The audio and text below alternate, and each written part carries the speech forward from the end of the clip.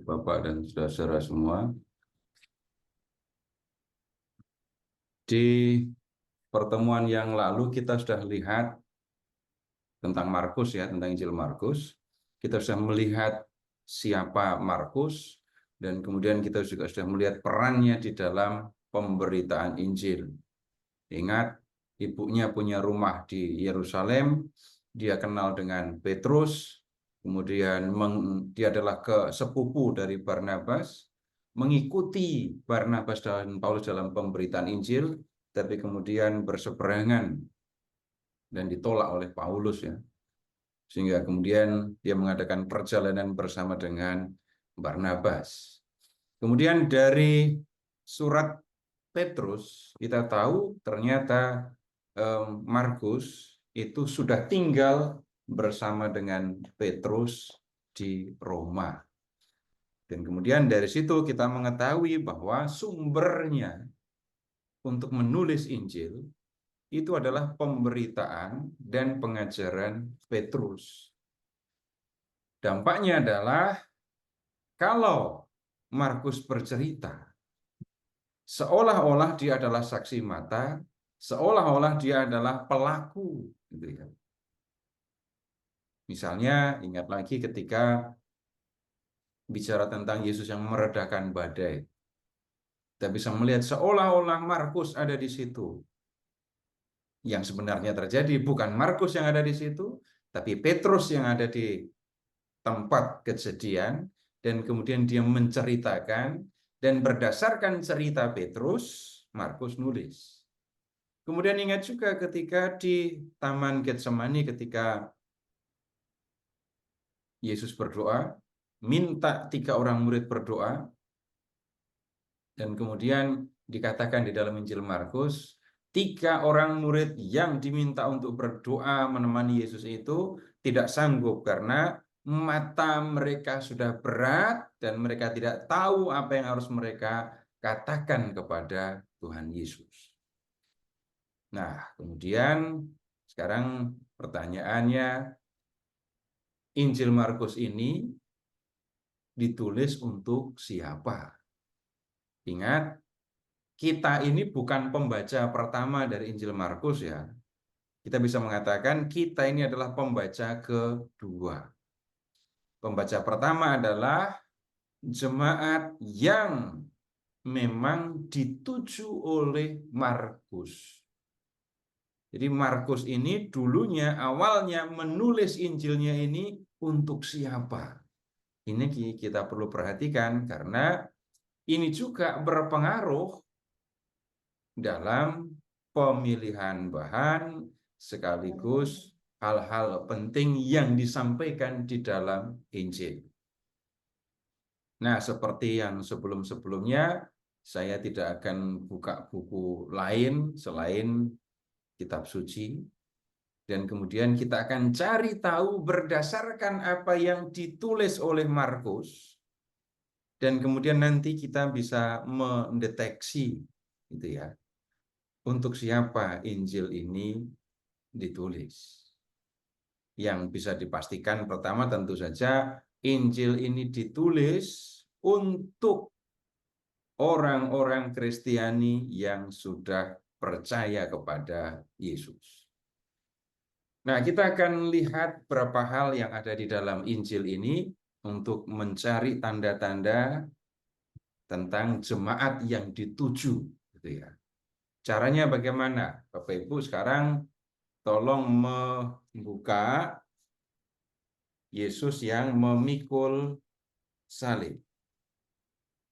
Silahkan ke Injil Markus.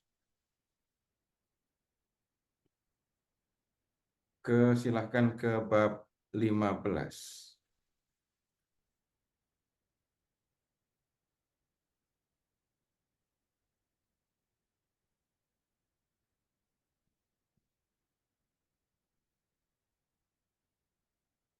Udah ketemu? Injil Markus bab 15. Silahkan ke ayat 20b. Mereka lalu membawa Yesus keluar untuk disalibkan. Pada waktu itu lewat seorang yang bernama Simon, orang Kirene, ayah dari Alexander dan Rufus, yang baru datang dari luar kota. Orang itu mereka paksa untuk memikul salib Yesus. Nah, sekarang Bapak Ibu tolong periksa paralelnya di Injil Matius dan Lukas. Lihat dulu ke Matius bab 27. Silahkan periksa Matius 27 ya.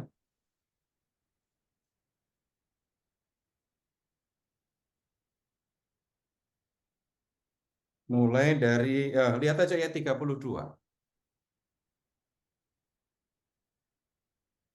Matius 27 ayat 32. Ketika berjalan keluar kota, mereka berjumpa dengan seorang dari Kirene yang bernama Simon. Orang itu mereka paksa untuk memikul salib. Ya, berikutnya kita periksa yang versi Lukas. Silahkan ke Lukas bab berapa tadi? 23. Lukas 23, lihat ke ayat 26. Ketika mereka membawa Yesus, mereka menahan seorang yang bernama Simon dari Kirene yang baru datang dari luar kota. Lalu mereka meletakkan salib itu di atas bahunya supaya dipikulnya sambil mengikuti Yesus.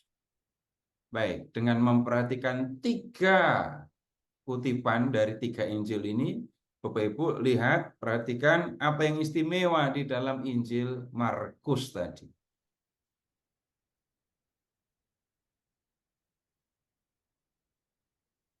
Sama saja atau ada bedanya?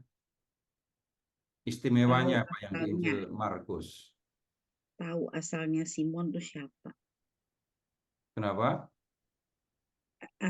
Asalnya Simon itu siapa dianya itu persis tahu. Ibu bilangnya kan asal Simon siapa?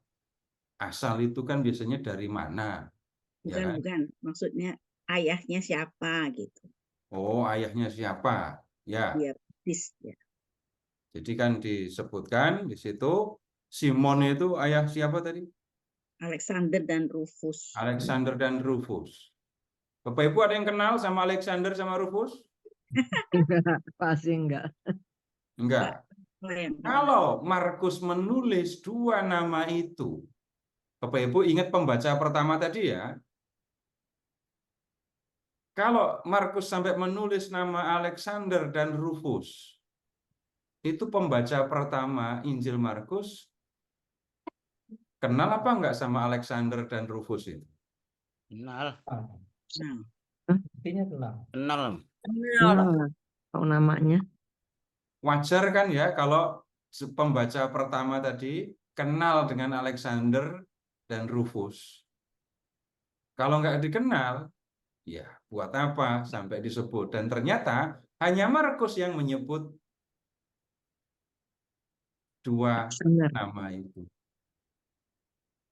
Jadi ya di antara para pembaca yang membaca teks ini, pembaca pertama tadi ya, ini kenal dengan orang yang disebut sebagai anak dari Simon dan Simon dari Kirene tadi. Sekarang kembali ke Injil Markus. Sekarang silahkan ke bab 7. Markus bab 7.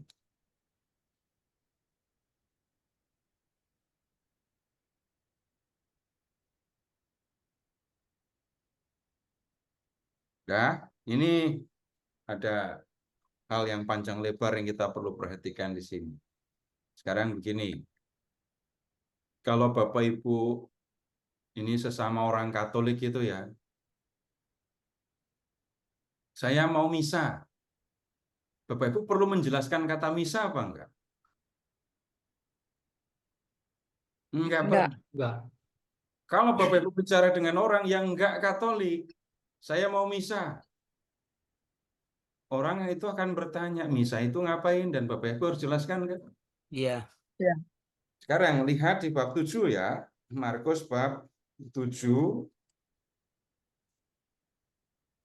Sekarang lihat ke ini mulai dari ayat 9. Mulai dari ayat 9.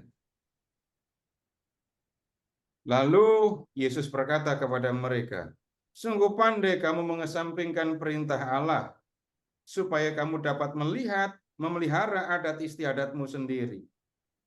Karena Musa telah berkata, hormatilah ayahmu dan ibumu, dan siapa yang mengutuki ayahnya atau ibunya harus dihukum mati.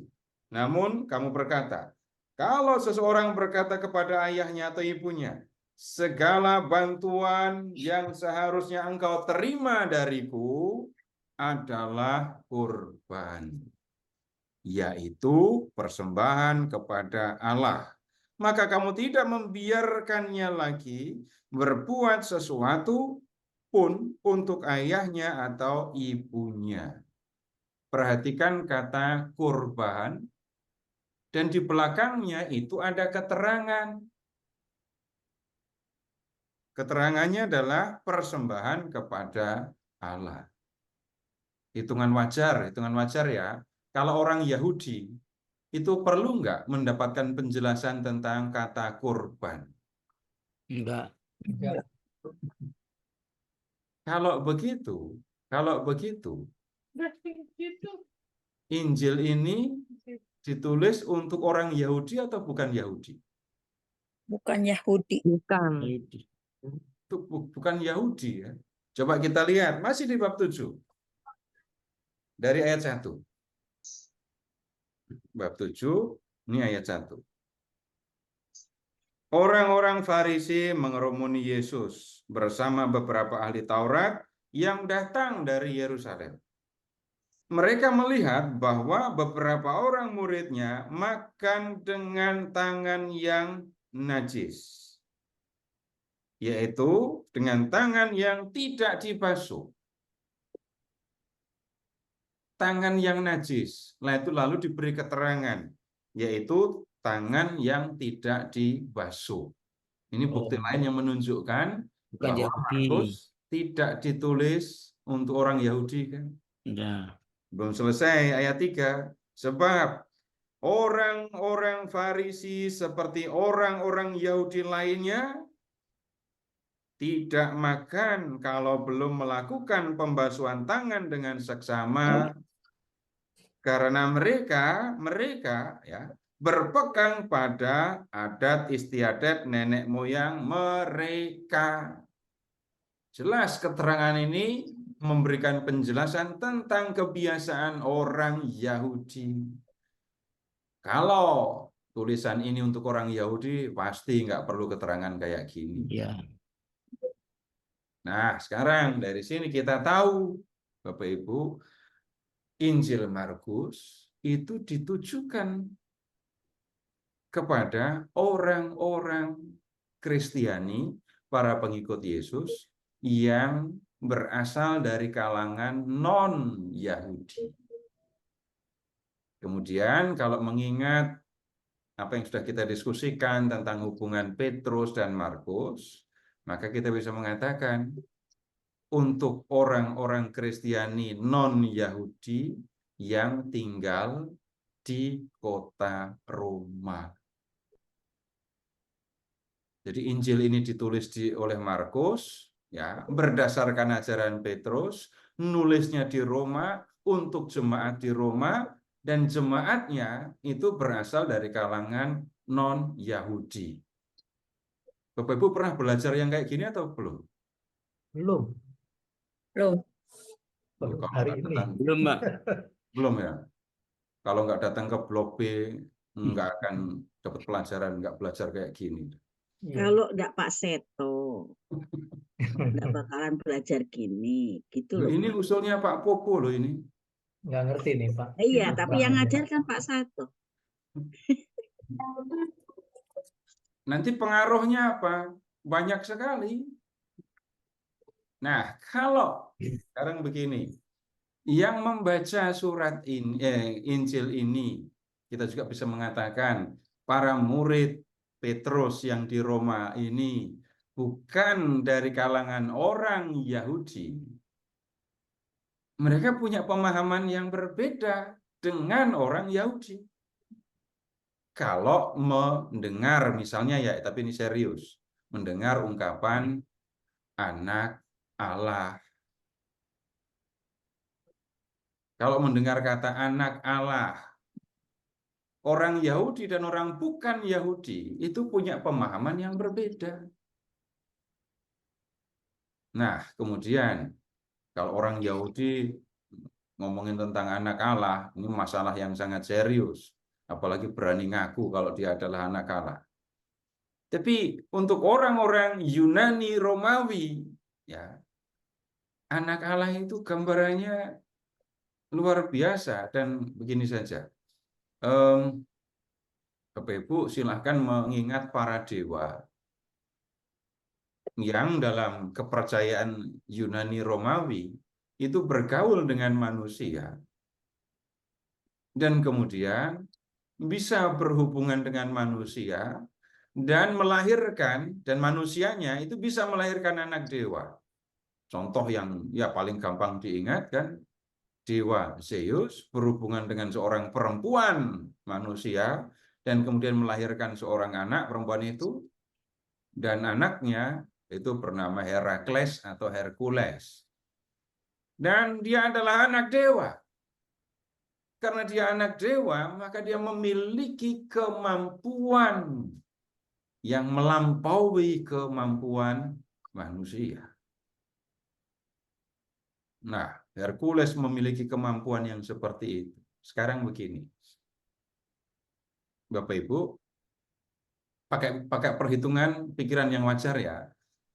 Kalau ada anak manusia yang memiliki kekuatan yang dahsyat, yang kuat, yang bisa memenuhi apa yang diinginkan, dan kemudian anak dewa itu baik, sekali lagi pakai hitungan wajar ya, Bapak Ibu pengen deket dengan anak dewa itu apa enggak? Iya dong. Iya. Tujuannya untuk apa? Pakai pikiran yang wajar, nggak usah pakai pikiran yang suci-suci. Wajar saja. Untuk Dekat dengan anak melindungi. dewa supaya Dapat keuntungan, Pak. Melindungi, Pak. ya, Melindungi. saya memerlukan perlindungan. Anak dewa itu kuat sekali. Dia pasti bisa melindungi saya. Kemudian, yang lain lagi tidak memerlukan perlindungan, tidak merasa memerlukan perlindungan, tapi memerlukan kekayaan. Dekat dengan anak dewa supaya bisa mendapatkan kekayaan. Yang lain lagi, kekayaan masih kalah kalau dibandingkan dengan kemuliaan, kehormatan dalam rupa jabatan. Dekat-dekat dengan anak dewa itu supaya anak dewa itu melancarkan jalannya untuk mendapatkan kekuasaan, menolong dia untuk mendapatkan kekuasaan. Nah, itu ada di pikiran orang-orang Yunani Romawi. Dan sedikit banyak Bapak Ibu, ini orang-orang di minimal di Pulau Jawa, yaitu masih ada yang punya pemikiran yang kayak gitu loh ya. Nah, sekarang begini. Kalau orang-orang Yunani Romawi itu ya, yang tinggal di Roma, mereka mendengar Petrus mengajar tentang Yesus. Yesus itu adalah anak Allah, gitu ya. Kalau mereka mau mendengarkan Petrus dan mau mengikuti Yesus, anak Allah, bisa terjadi kan ya, latar belakang kepercayaan mereka akan berpengaruh sehingga mereka mengikuti Yesus dengan modus, dengan motivasi tertentu untuk mendapatkan keuntungan-keuntungan yang sifatnya lahiriah, material. Sekarang silahkan lebih lanjut membayangkan. Orang-orang itu datang kepada Petrus, minta dibaptis, mau percaya kepada Yesus.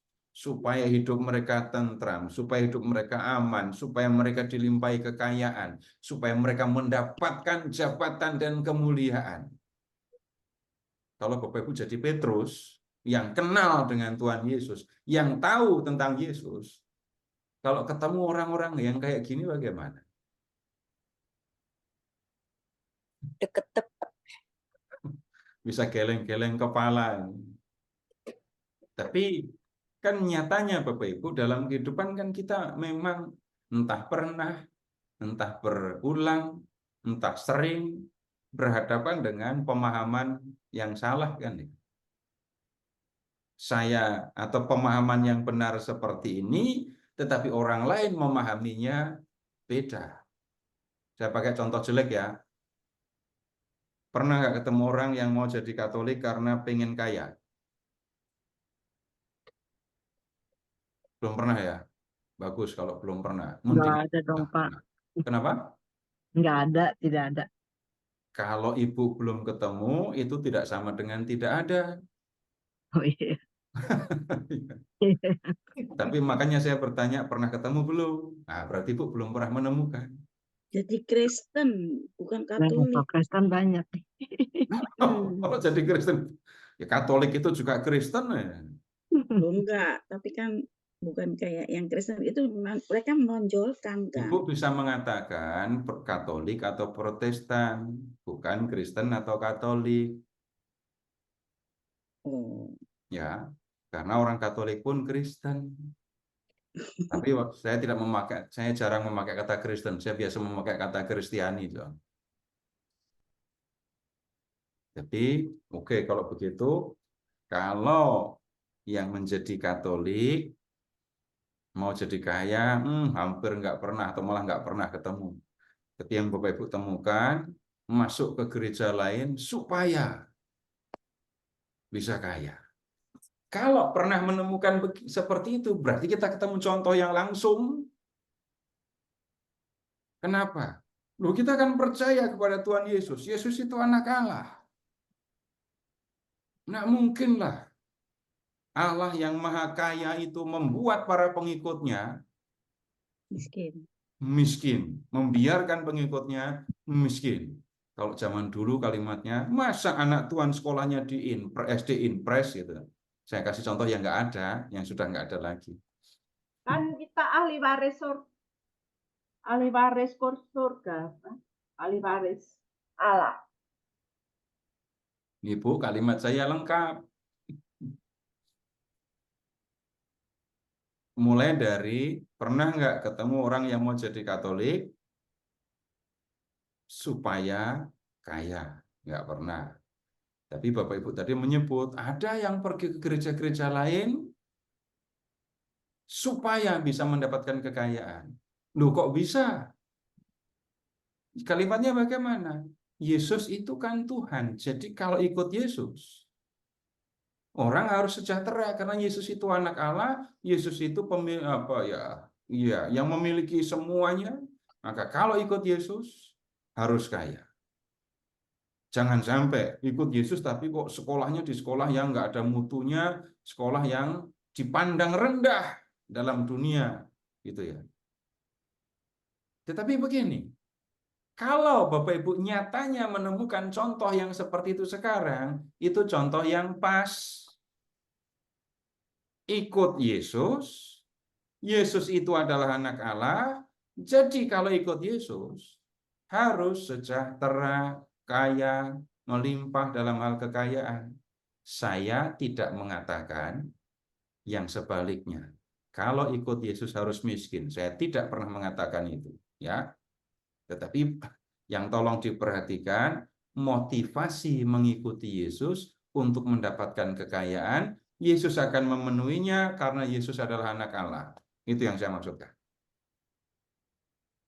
Nah, sekarang untuk orang-orang yang seperti ini, Bapak Ibu, kalimat-kalimat seperti barang siapa mengikuti aku, ia harus menyangkal dirinya, memikul salibnya, dan mengikuti aku. Firman yang kayak gini akan laku atau tidak di kalangan mereka? Enggak. Tidak laku. Tidak lagi. Akan laku. Tidak laku. Nah, sekarang begini, silahkan kita kembali ke Roma lagi ya. Petrus harus berhadapan dengan situasi orang-orang yang punya keyakinan seperti itu. Singkatnya, Yesus anak Allah itu sumber kekayaan. Percaya kepada Yesus supaya kaya.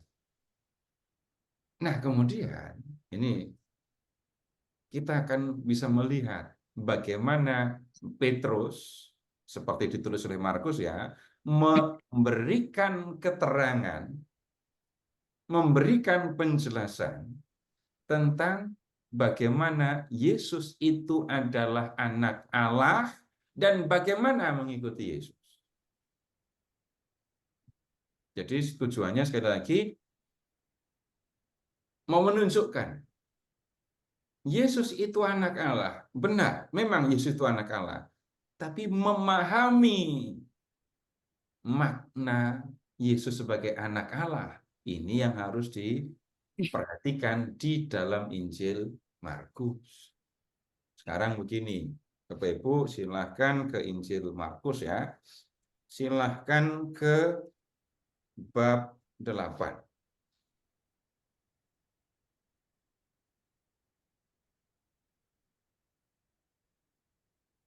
Silahkan ke bab 8. Lihat dari ayat 27.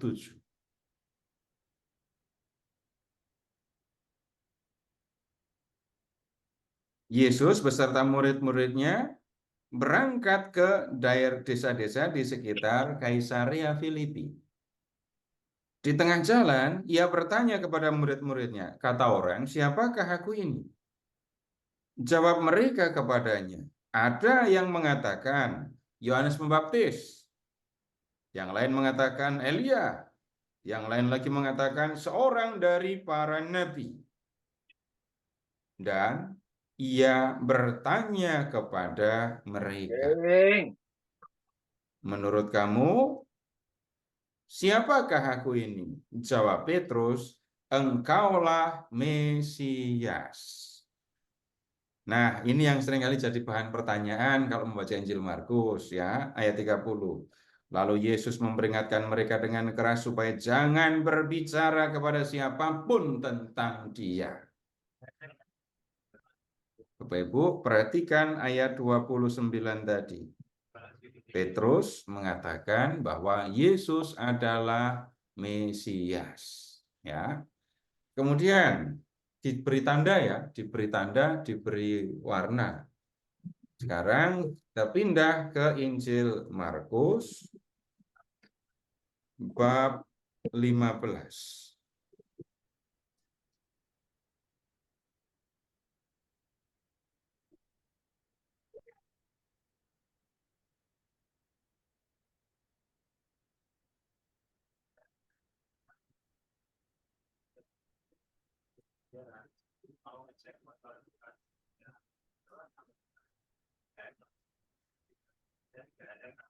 Silahkan ke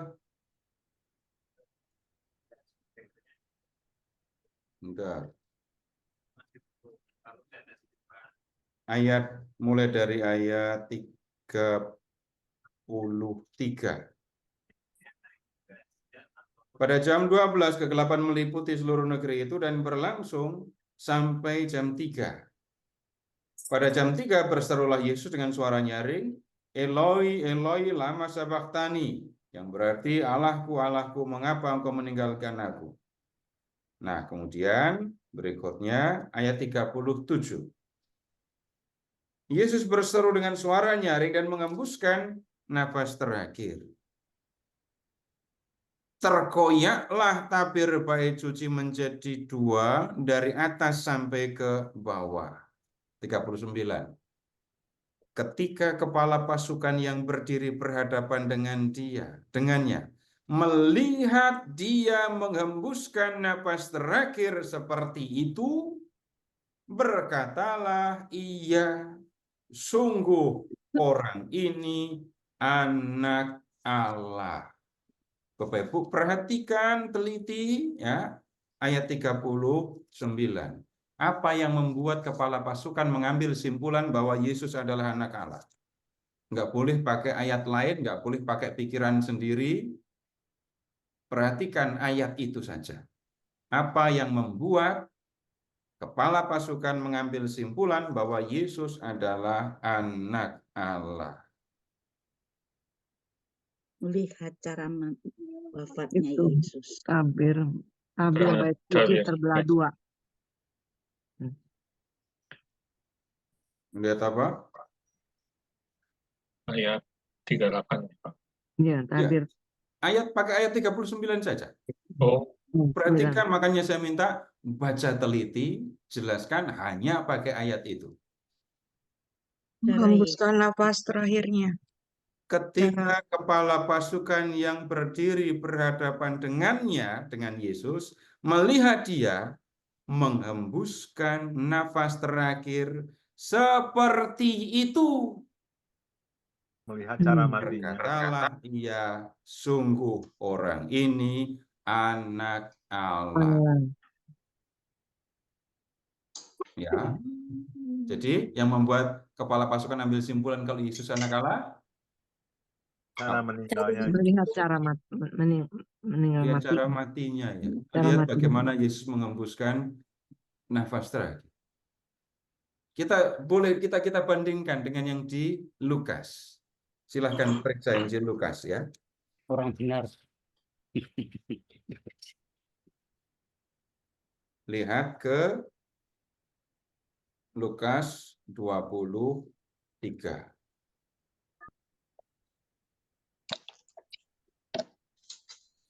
Sungguh ini orang benar. Ayat berapa?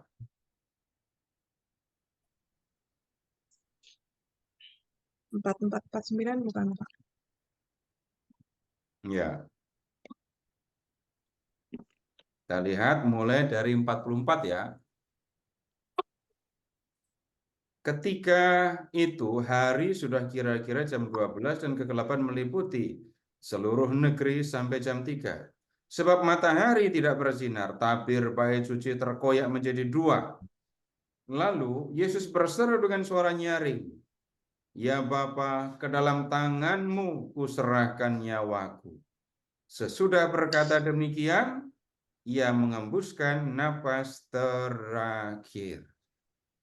Ketika kepala pasukan melihat apa yang terjadi, ia memuliakan Allah.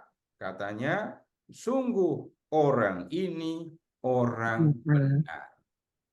Jadi kalau di dalam Injil Lukas, kepala pasukan mengatakan Yesus itu adalah orang benar. Orang benar. Nah, bisa nggak Bapak Ibu menjawab pertanyaan mengapa kepala pasukan mengatakan kalau Yesus itu orang benar? Lihat apa yang terjadi. Apa itu yang terjadi? Tabir gempa itu ya. Menghembuskan napas terakhir. Iya, betul. Yesus berseru dengan suara konsistensi menghembuskan. dalam menyatakan dia menyerahkan diri kepada Bapa. Ya Bapa, ke dalam Macam tanganmu jawaban. Ya, serahkan Bapak, nyawaku. tanganmu Yang kuserahkan dilihat nyawa. oleh pasukan, bukan ya Pak? Kepala pasukan. Ini rangkaian kalau di Injil Lukas di ayat 47 itu melihat apa yang terjadi. Iya. Nah, pertanyaannya kan apa yang terjadi itu? Melihat apa yang terjadi. Jadi kepala pasukan itu melihat. Kalau bicara tentang melihat, ini kan kepala pasukan ada di Golgota kan ya. Bisa nggak melihat tabir bait suci terkoyak? Tidak. Tidak bisa. Kegelapan. Matahari tidak bersinar. Gendy Faruk, Ibunda Tarik Halilintar terlihat akrab dengan aliat pasai. Nah, nanti kalau membaca, nanti pada waktunya kita akan lihat ya.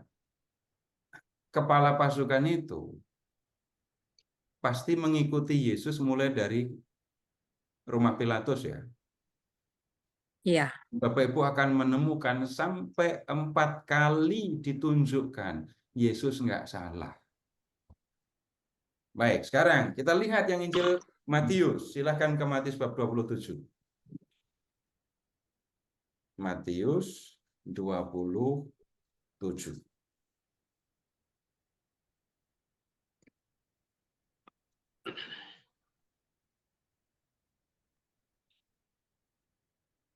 Ya, lihat ke ayat 51. Dari ayat 51. Lihatlah, tabir bait suci terkoyak menjadi dua dari atas sampai ke bawah. Terjadilah gempa bumi dan bukit-bukit batu terbelah. Wah, ini yang mengerikan. Kuburan-kuburan terbuka dan banyak orang kudus yang telah meninggal dibangkitkan. Sesudah kebangkitan Yesus, mereka keluar dari kubur lalu masuk ke kota kudus dan menampakkan diri kepada banyak orang. Abaikan itu dulu. Kepala pasukan dan prajurit-prajurit yang menjaga Yesus menjadi sangat takut ketika mereka melihat gempa bumi dan apa yang telah terjadi. Lalu berkata, sungguh orang ini anak Allah. Jadi dalam Injil Markus, Yesus ketika menghadapi kematian atau sesudah meninggal ini ya, ini kepala pasukan menyebut Yesus anak Allah. Ya. Tapi kalau kita amati, yang membuat kepala pasukan itu mengatakan Yesus anak Allah, beda dengan yang di Markus kan? Kalau yang di Matius agak dekat dengan yang Lukas tadi, gejala-gejala alam yang menyertai kematian Yesus. Itu yang membuat orang kepala pasukan mengakui Yesus anak Allah. Itu kan seperti begini Bapak Ibu. Kalau ada orang meninggal, gitu ya. Kemudian pada waktu penguburan itu hujan badai, enggak berhenti. Jenazah sudah ditaruh di liang kubur, tapi itu tanah yang mau dipakai untuk menutup itu terbang semua. Orang akan mengatakan orang ini orang apa ini? paling akan dibilang itu kena azab gitu ya. Tapi Bapak Ibu amati yang sederhana saja dan Bapak Ibu gampang menandainya, mengingatnya. Bapak Ibu sudah melihat berapa wajah jenazah selama hidup? Menguburkan. Lihat berapa wajah jenazah? Berkali-kali. Banyak. Dan memperhatikan kan ya, wajah jenazah yang satu dengan yang lain itu ternyata beda-beda ya. Ya. Ada yang pernah ngobrol sama jenazah? Saya, Pak. Tanya yang memandikan jenazah, memakaikan pakaian jenazah, pasti ngajak ngobrol jenazah. Iya dong. Anak-anaknya. Tangannya dilemesin ya, terus apa lagi? Terus bibitnya disenyumin. Bibitnya senyumin ya, bisa kali. Matanya kaku. Matanya ditutup. Mata ditutup. Mata ditutup. Tapi kalau bibirnya disenyumin saya belum pernah dengar dah. Iya dong. Mulut ditutup mulut. Tapi wajah, kalau memperhatikan wajah, orang akan menilai orang ini matinya tenang, orang ini orang baik, begitu kan ya? Benar atau enggak itu bukan urusan saya karena saya bukan hakimnya ya. Tapi biasa orang mengatakan seperti itu kan? Betul. Nah, sekarang Bapak Ibu kita ngomong Markus lagi ya. Kepala pasukan itu melihat bagaimana Yesus mengembuskan nafas terakhir, lalu mengatakan anak Allah ini. Memang cara mengembuskannya bagaimana? Itu yang kita nggak punya deskripsi. Kalau Bapak Ibu pernah ngelihat nggak orang yang beralih dari atau itu orang yang mengembuskan nafas terakhir itu? Itu nggak semua orang punya kesempatan loh ya. Dan orang tidak bisa segera ambil simpulan apa-apa ketika mengembuskan nafas terakhir. Karena orang akan menghadapi situasi yang ada yang sulit kan, orang yang mau meninggal kadang-kadang untuk hembusan nafas terakhir, ada yang bisa tenang sekali nafasnya hilang gitu, ada. Ada yang seperti orang yang kesulitan untuk bernafas, ada. Ada nggak, Bapak Ibu pernah ketemu nggak orang yang meninggal dalam keadaan sadar? Ini aku mau mati ini gitu. Jadi bukan dalam keadaan pingsan, bukan koma, bukan mata terpejam, enggak. Ini aku akan menghadap Tuhan dalam keadaan sadar. Enggak banyak. Iya. Nggak pernah malahan, Pak. Kenapa? Nggak pernah malah. Enggak pernah, Iya, nggak pernah. tapi ada. Ada karena itu teman saya. Oh. Jadi meninggal dalam keadaan sadar. Itu teman orang-orang di sekitarnya yang berdoa disuruh berhenti semua. Nggak Oh usah ya, berdoa. Saya mau menghadap Bapak sekarang. hebat. Langsung hilang, Pak. Saya nggak ngomong lain-lain. Saya hanya mengatakan orang ini meninggal dalam keadaan sadar. Sadar. Orang-orang, kalau namanya orang mau meninggal di sekitarnya kan orang pada berdoa. Tapi orang ini mengatakan, kamu berhenti dulu, nggak usah berdoa. Aku mau menghadap Tuhan. Luar biasa. Kemudian, nggak lama kemudian memang dia meninggal. Dan orang akan mengatakan, lo cara matinya beda kan? Gitu. Matanya nutup, Pak. Mendelik. Malah tutup. Nah, saya nggak ngomongin itu semua. Saya ngomongnya apa? Pak? Meninggal Matanya dalam melek. keadaan sadar. Memandang Opung Roy.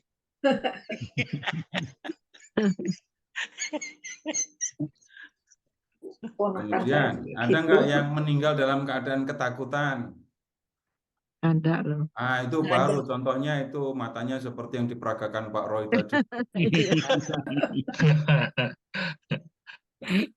Cara orang meninggal ternyata beda-beda kan ya. Beda, betul. Nah, kita memang sekali lagi tidak tahu yang dilihat kepala pasukan ini ya.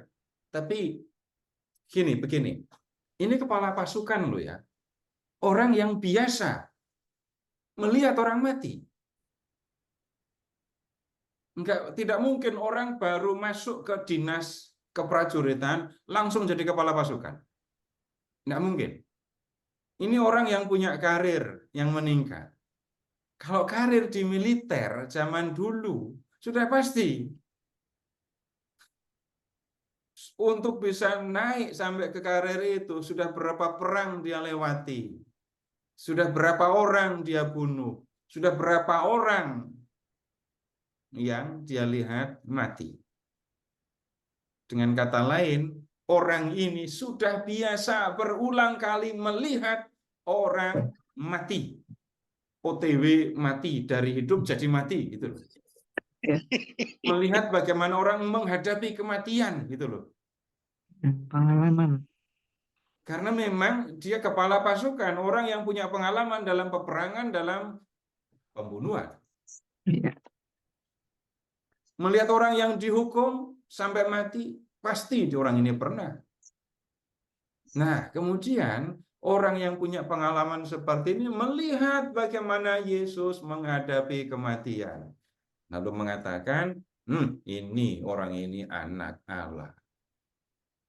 Nah, sekarang yang Bapak Ibu kita ingat, di dalam Injil Markus menunjukkan yang pertama, Yesus itu Mesias. Yang kedua, Yesus itu anak Allah. Nah, sebelum lanjut, kalau ada yang perlu diklarifikasi, silahkan. Tapi setelah ini saya ingin mengajak Bapak Ibu untuk melihat yang Yesus anak Allah dulu, supaya waktunya lebih leluasa. Ya, silahkan kalau ada yang perlu didiskusikan. Ya, silahkan Pak Bobo. Ya, silakan. Ada yang mau didiskusikan?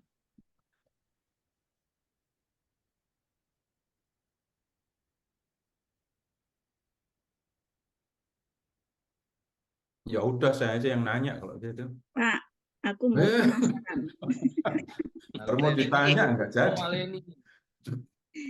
Penasaran Pak, itu loh, kenapa Markus kok disebut Yohanes atau kenapa Yohanes disebut Markus itu loh Pak? Tapi itu kan Yohanesnya lain. Kenapa? Bukan Yohanes yang disalib di bawah salib Yesus kan, bukan kan? Bukan, nama Yohanes banyak. Saya itu selama mengajar kitab suci, saya lupa sudah berapa orang yang bernama Leni. Satu, saya nggak mau menyebut, tetapi Ibu punya nama lain kan? Sekali lagi saya nggak mau sebut. Kadang disebut Yohanes, kadang disebut Markus. Gitu kan? Tapi bisa kadang disebut juga Yohanes Markus. Nama apa namanya? Nama panggungnya Leni. Coba mamanya Bu Leni kalau manggil siapa? Nggak usah disebut. Ada nama lain kan? Mechen. Boleh Ya. nih.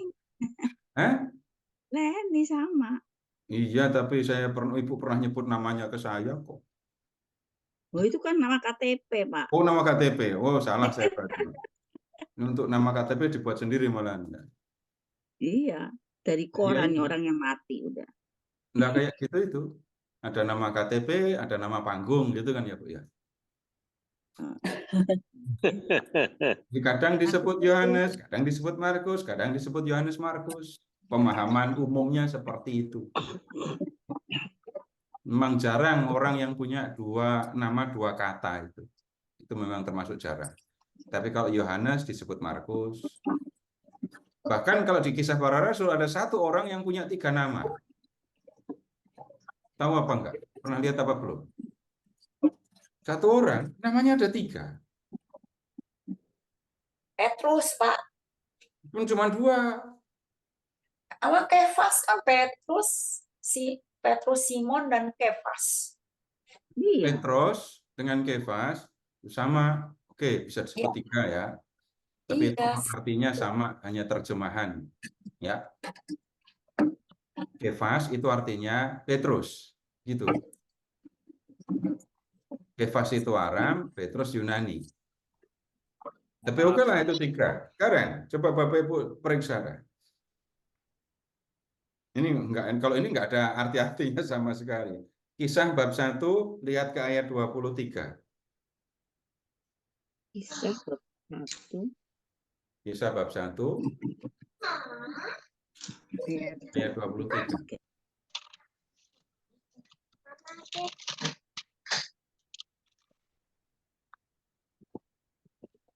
Mereka menunjukkan 2 orang Yusuf dan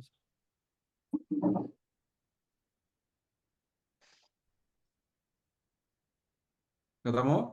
Iya. Ayat berapa, Pak? 23. Yusuf ya, Pak. Ya, nama lainnya? Barnabas. Barsabas. Nama lainnya lagi? Justus. Justus. Itu satu orang namanya ada 3. Yusuf, Barsabas, Justus. Dan dari sini juga Bapak Ibu kita ingat, ini ada Barsabas. Teman Paulus itu Barnabas. Yang dibebaskan sebagai ganti Yesus, Barnabas. Jadi ada Barnabas, ada Barnabas, ada Barsabas ya. Udah lengkap. Jangan ngomong ya. Nah, gitu Bu. Ya, makasih Pak. Ya. Saya itu mau tanya, Pak Popo boleh ya?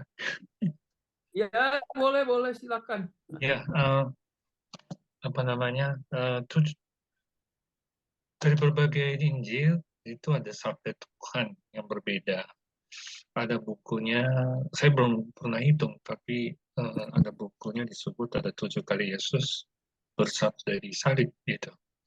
Kita yang beriman, kita berpegang pada semua Injil dan apa yang disampaikan Yesus itu kita percaya terjadilah. Tetapi dalam waktu yang relatif, saya nggak tahu singkat atau panjang, itu apakah kita berpegang pada 7 sabda itu dinyatakan semuanya seperti itu gitu, yang menyerahkan ke Bapa, lalu dia Eloi, kemudian macam-macam gitu ya. Pas itu bagaimana kalau orang bertanya apa 7 sabda itu disampaikan oleh Yesus, bagaimana dijabarkan Kamu dari itu.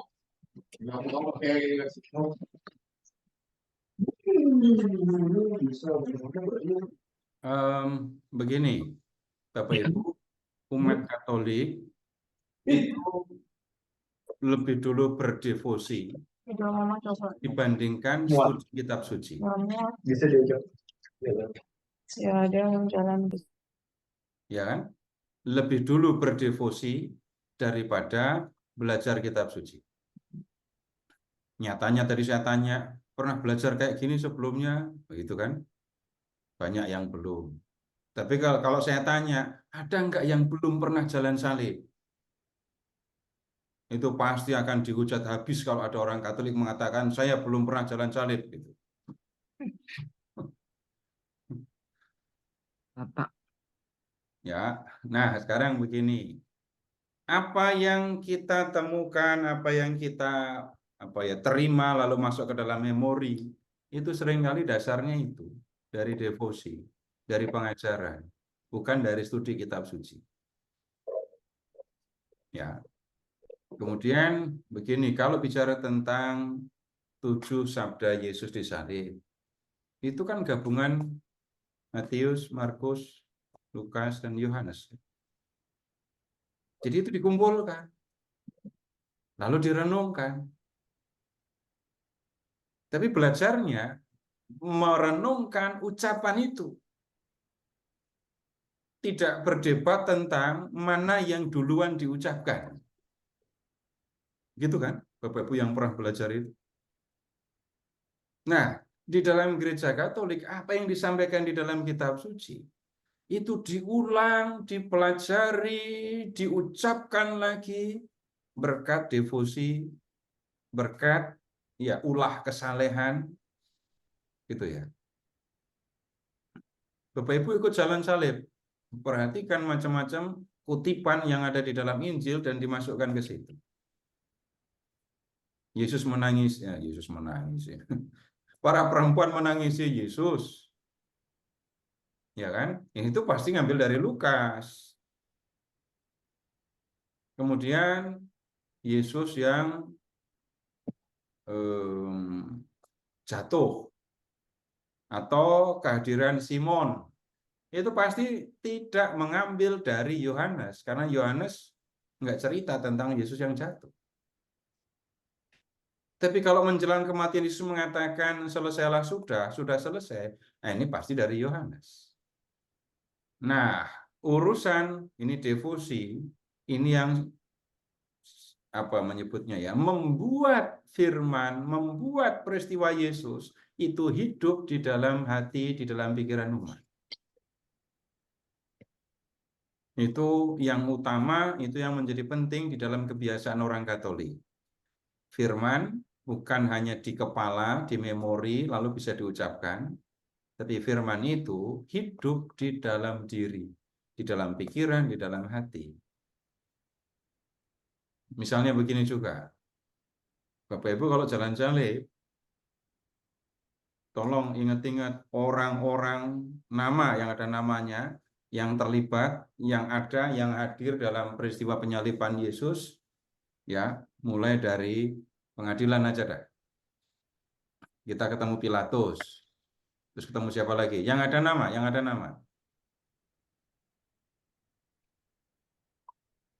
Yesus jatuh, ditolong oleh Simon Kirene. Ya.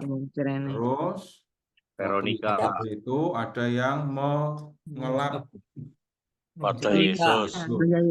Veronica. Ya kan? Kemudian kita akan ngikuti itu saja.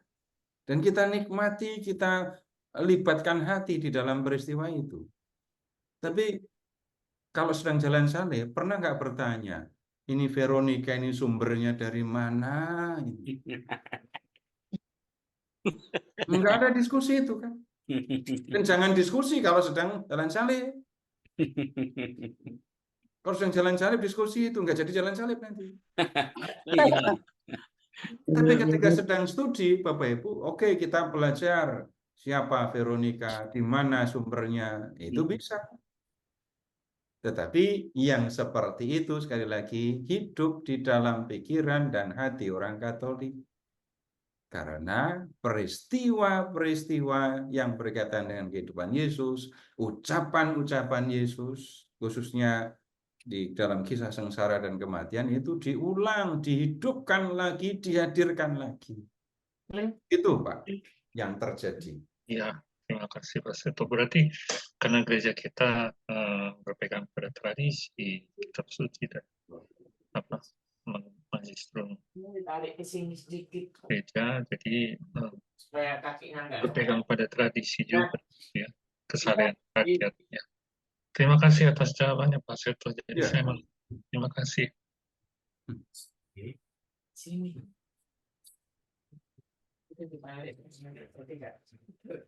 Nantinya panjang soalnya Kak. Silakan kalau masih ada lagi.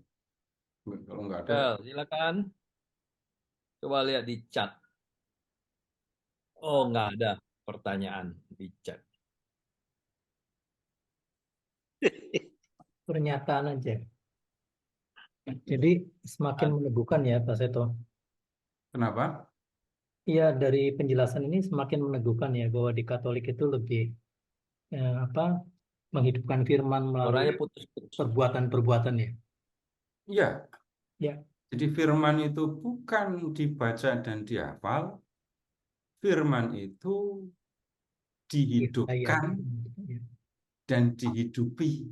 Iya. Ya. Udah? Ya, nggak ada lagi Pak. Lanjut lagi sekarang begini.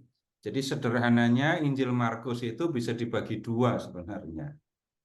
Yang pertama itu rahasia Mesias. Bapak Ibu kan ingat kalau di Injil Markus atau Injil Markus lah yang memulai. Kalau Yesus habis menyembuhkan, habis buat mujizat, nyuruh orang diem, jangan sampai ada yang tahu gitu kan. Iya. Nah, kemudian ya Yesus kemudian mengatakan, siapa aku ini? Nah, sekarang gini aja supaya lebih jelas.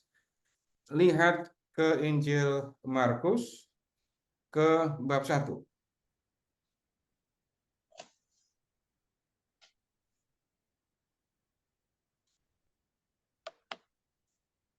Markus bab 1 ya. Kemudian lihat ke ayat 9. Yesus dibaptis oleh Yohanes.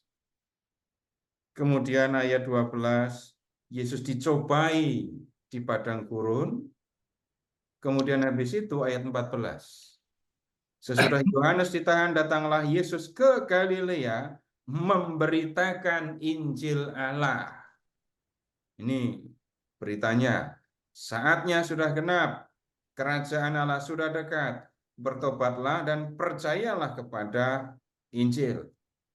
Nah, kemudian Yesus memanggil murid-murid ya.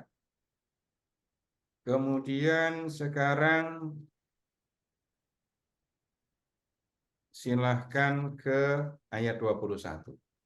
Ingat, Yesus memberitakan Injil Allah ya. Di ayat 21. Yesus mengajar pada hari Sabat. Kemudian ayat 23, pada waktu itu di dalam rumah ibadat, ada seorang yang kerasukan roh jahat. Orang itu berteriak, apa urusanmu dengan kami, hai Yesus orang Nazaret? Apakah engkau datang untuk membinasakan kami? Perhatikan Bapak Ibu, yang mengatakan ini tadi siapa? Iblis. Baca yang ada di teks. Kerasukan roh jahat. Orang kerasukan roh jahat. Oh ya, kerasukan. Ya, tapi iblisnya belum muncul ini, nggak muncul di sini iblis. Iblisnya muncul di mana tadi? Ayat 13. Jadi ada iblis, ada roh jahat, ada setan, ada seto, gitu ya. Tapi itu tunggu dulu. Jadi roh jahat itu tahu kalau Yesus punya kemampuan, kuasa untuk membinasakan. Ya, apakah engkau datang untuk membinasakan kami? Aku tahu siapa engkau, ya, yang kudus dari Allah. Terus ayat 25, Yesus membentaknya, diam, keluarlah. Roh jahat itu mengguncang-guncangkan orang itu dan sambil menjerit, dengan suara nyaring roh itu keluar dari dia. Mereka semua takjub, sehingga mereka memperbincangkannya. Katanya, apa ini? Suatu ajaran baru yang disertai dengan kuasa. Ia memberi perintah kepada roh-roh jahat, dan mereka taat kepadanya. Lalu tersebarlah kabar tentang dia ke segala penjuru di seluruh Galilea. Ayat 29. Yesus ke rumah Simon. Kemudian ibu mertuanya sedang demam. Mereka segera memberitahukan keadaannya kepada Yesus. Yesus mendekati perempuan itu, memegang tangannya, membangunkannya. Demam itu pergi. 32. Menjelang malam, sesudah matahari terbenam, dibawalah kepada Yesus semua orang yang menderita sakit dan yang kerasukan setan. Seluruh penduduk kota itu pun berkerumun di depan pintu. Ia menyembuhkan banyak orang yang menderita bermacam-macam penyakit dan mengusir banyak setan. Ia tidak memperbolehkan setan-setan itu berbicara sebab mereka mengenal dia. Tunggu dulu. Roh jahat, setan kenal sama Yesus, tahu siapa Yesus. Orang banyak ngertinya Yesus itu siapa. Yang sudah kita baca. Dan jangan coba pakai Injil lain. Dari yang sudah kita baca ini tadi, orang banyak berpikir Yesus itu siapa? Hanya orang yang punya kuasa untuk menyembuhkan penyakit, punya kuasa untuk mengusir roh jahat. Begitu saja. Kemudian, lihat berikutnya. Ayat 35. Pagi-pagi benar waktu hari masih gelap, ia bangun dan pergi keluar. Ia pergi ke tempat yang terpencil dan berdoa di sana. Simon dan kawan-kawannya pun mencari-cari dia. Ketika mereka menemukannya, mereka berkata kepadanya, semua orang mencari engkau. Ya, jawabnya, marilah kita pergi ke tempat lain, ke kota-kota sekitar, supaya di sana juga aku memberitakan Injil, karena untuk itu aku telah datang. Itu kan seperti yang di bab 1 ayat 13-14 tadi kan. Tujuan Yesus itu memberitakan Injil. Dan kemudian Yesus pergi ke seluruh Galilea, memberitakan Injil dalam rumah ibadah, mengusir setan-setan. Tujuan Yesus itu bukan menyembuhkan orang sakit ya. Tujuan Yesus bukan membebaskan orang yang kerasukan dari roh jahat, dari setan-setan. Itu bukan tujuan. Kalau tujuannya adalah itu, Bapak Ibu, maka Yesus kan nggak perlu kemana-mana kan? Tinggal aja di Kapernaum yang ramai gitu ya. Lalu buka plang tabib Yesus gitu ya. Menyembuhkan segala macam penyakit. Bisa membangkitkan orang mati. Nggak usah kemana-mana. Selama Tuhan Yesus berkarya, itu kan 3 tahun kan? Ada berapa orang mati di Galilea? Kalau Bapak bisa jawab, keterlaluan lah. Yang dibangkitkan oleh Yesus berapa orang? 3. Benar. Saya ngomongnya ketika selama Tuhan Yesus berkarya di Galilea, itu ya, ada berapa orang mati? Cuma 2, karena yang satu orang Yudea. Nah, Lazarus itu orang mana? Bukan orang Galilea pasti. Lazarus itu orang Betania, itu adanya di Yudea. Ya, betul, Kalau betul. tujuan Yesus itu membangkitkan orang mati, yang maksud cuma 3 yang dihidupin ya. Nah, kemudian lihat ke ayat 40. Yesus menyembuhkan Bab berapa sih, Pak? Kusta. bab 1. Bab 1. Masih bab 1 belum kemana-mana. Belum kemana. Bab 1 ayat 40. Ini orang kusta, orang yang kena sakit kulit. Kemudian lihat Yesus mentahirkan orang itu kan.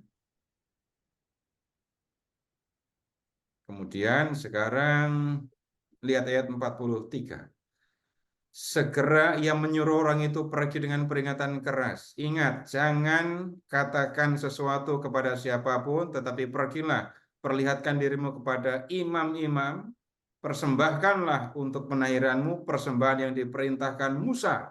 Itu ya. Namun orang itu pergi memberitakan peristiwa itu dan menyebarkannya kemana-mana sehingga Yesus tidak dapat lagi terang-terangan masuk ke dalam kota. Mulailah Bapak Ibu kita melihat Yesus yang menghendaki supaya orang yang mengalami mukjizatnya diam. Kemudian di bab 2, lihat Yesus menyembuhkan orang yang lumpuh, membuat orang yang lumpuh bisa berjalan.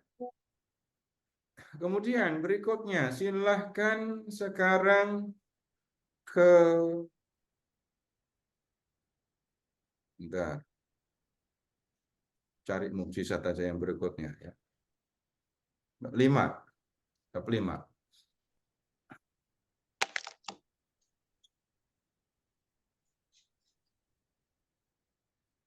Yang seru sebenarnya bab 4 ayat 35 yang Yesus meredakan angin ribut itu loh. Bab 4 perikop terakhir ya. Sekarang Bapak Ibu lihat ya, ayat 41. Bab 4 ayat 41. Apa yang Bapak Ibu temukan di situ? Mereka menjadi sangat takut dan berkata seorang dengan yang lain, siapa gerangan orang ini? Jadi para rasul itu kenal Tuhan Yesus apa enggak sebenarnya? Enggak. Tidak kenal. Enggak kenal ya? Iya. Coba lihat Bapak Ibu sekarang bab 5 ayat 6 dan 7. Oh, sampai 8 supaya sampai 9 supaya jelas. Bab 6 sampai 9. Ayat. Iyalah, bab 5, maksud saya menyebut bab 5, bab 6, bab 7, bab 8, bab 9, capek bukan. Bab 5 ayat 6 sampai dengan 9. Bapak Ibu bandingkan dengan yang baru saja kita lihat. Aku tahu siapa engkau, yang kudus dari Allah. Yang ngomong kayak gitu siapa? Setan. Roh jahat. Lihat di ayat 9, 8, 9 itu. Orang yang kerasukan. Lihat ayat 8 dan 9. Roh jahat. Roh jahatnya ada berapa? Banyak. Banyak legion. Legion. Jadi legion ya, jangan bilang legio, nanti salah nanti. Ada yang tersinggung kalau nyebut begitu. Iya. Aku anggota legio. Jangan diulang kayak gitu ya. Pasukan roh jahat. Ya disebut roh jahat kan? Yang ada di dalam orang itu tahu siapa Yesus. Ya. Yesus disebut anak Allah yang maha tinggi. Itu kan? Ayat 7 itu. Apa urusanmu? Ya. Dengan aku, hai Yesus anak Allah yang maha tinggi. Ini roh jahat tahu. Bandingkan bab 4 ayat 41. 4:41 yang tadi kita baca. Mereka jadi sangat takut. Belum selesai, bukan soal takutnya. Tidak Siapa orang ini? gerangan orang ini ya, dia tidak kenal. Jadi murid-murid malah nggak kenal siapa Yesus, sedangkan setan roh jahat kenal Tahu. siapa Yesus. Ini keterlaluan jadinya ya. Kemudian Bapak Ibu lihat juga sekarang Yesus yang mau membangkitkan orang mati ya, masih di bab 5. Bapak Ibu lihat ke ayat 43. Sesudah membangkitkan anak Yairus, Yesus pesan, jangan sampai ada orang yang mengetahui peristiwa ini. Tapi itu sebenarnya mustahil itu. Yang mereka tahu, yang orang banyak tahu anak Yairus mati. Setelah Yesus masuk ke ruangan, anak itu hidup lagi. Disuruh diam, tapi nggak bisa. Berikutnya lagi, sekarang silahkan ke bab 6. Yesus memberi makan 5.000 orang. Jalan di atas air, bab 6 ayat 30, terus ayat 45 gitu kan. Kemudian sekarang Bapak Ibu lihat ke bab 7 ayat 24.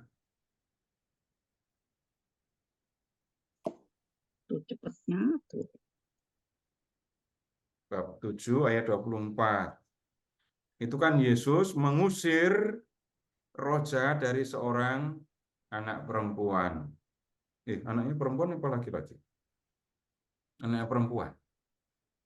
Jadi ada seorang perempuan Sirofenisia datang kepada Yesus, minta supaya Yesus menyembuhkan anaknya. Anaknya diganggu roh jahat, dikuasai roh jahat. Lalu Yesus mengusir roh jahat itu, mengusir setan itu dari anak yang mengganggunya. Berikutnya, Yesus menyembuhkan, membuka telinga orang tuli sehingga bisa mendengar. Yesus memberi makan 4.000 orang. Sekarang Bapak Ibu lihat ayat 11. Bab 8 ayat 11. Yang tolong diperhatikan, sebelumnya Yesus sudah memberi makan 5.000 orang laki-laki lapar. Dan Yesus di bab 8 ayat 1-10 memberi makan 4.000 orang ya. Nah, kemudian sesudah peristiwa itu ayat 10, 8-10, ia naik perahu bersama murid-muridnya dan pergi ke Dalmanuta. Kemudian muncullah orang-orang Farisi dan mulai berdebat dengan Yesus. Untuk mencobai dia, mereka meminta dari dia suatu tanda dari surga. Lalu mendesahlah ia di dalam hatinya dan berkata, mengapa orang-orang di zaman ini meminta tanda? Sesungguhnya, aku berkata kepadamu, kepada orang-orang ini sekali-kali tidak akan diberi tanda. Ia meninggalkan mereka, lalu naik lagi ke perahu dan bertolak ke seberang. Murid-muridnya lupa membawa roti. Hanya satu roti saja yang ada pada mereka dalam perahu. Lalu Yesus memperingatkan mereka, hati-hati dan waspadalah terhadap ragi orang Farisi dan ragi Herodes. Mereka pun memperdebatkan di antara mereka bahwa hal itu dikatakannya karena mereka tidak mempunyai roti. Kurang ajar kan ini? Yesus menyampaikan peringatan, hati-hati ya, waspada ya, terhadap ragi orang Farisi dan ragi Herodes. Terus mereka pada bisik-bisik. Dia ngomong gitu karena kita nggak punya roti. Sekali lagi, ingat, Yesus sudah menggandakan roti untuk 5.000 orang, terus untuk 4.000 orang. Kok bisa-bisanya murid-murid itu pada dia ngomong gitu karena kita nggak punya roti. Mereka mau dikubur pakai roti gitu apa ya? Dan Bapak Ibu lihat, Ayat 17. Ketika Yesus mengetahui hal itu, ia berkata, "Mengapa kamu memperdebatkan bahwa hal itu katakan karena kamu tidak mempunyai roti? Belum jugakah kamu paham dan mengerti? Masih degilkah hatimu? Kamu mempunyai mata, tidakkah kamu melihat? Dan kamu mempunyai telinga, tidakkah kamu mendengar? Tidakkah kamu ingat lagi pada waktu aku memecah-mecahkan roti untuk 5.000 orang itu? Berapa bakul penuh potongan-potongan roti kamu kumpulkan?" Jawab mereka, 12 bakul. Pada waktu 7 roti untuk 4.000 orang itu, berapa bakul penuh potongan-potongan roti kamu kumpulkan? Jawab mereka, 7 bakul. Lalu katanya kepada mereka, "Belum mengertikah kamu?" Mereka jawab apa? "Belum," gitu ya. Gila ya. Aduh, benar-benar muridnya. Hebat. Nih murid-murid ini melihat mukjizat. Melihat bagaimana Yesus mengusir roh jahat, menyembuhkan orang sakit, membangkitkan orang mati, menggandakan roti. Tapi mereka nggak kenal siapa Yesus. Yang kenal Yesus justru Setan. ada yang aneh di situ. Nah, kemudian berikutnya di bab 8 ayat 22, Yesus itu nih memulihkan penglihatan orang buta gitu ya. Udah, setelah semuanya terjadi, sekarang baru ayat 27. Yesus beserta murid-muridnya berangkat ke desa-desa di sekitar Kaisarea Filipi. Di tengah jalan, ia bertanya kepada murid-muridnya, kata orang, "Siapakah aku ini? Kalian kan ikut aku terus. Ketika aku mengajar orang banyak, kamu dengerin kan? Kamu ada di antara orang banyak. Ketika aku membuat mukjizat, kamu ada di antara orang banyak. Dengerin, kamu dengarkan kan? Orang banyak berbicara apa tentang aku.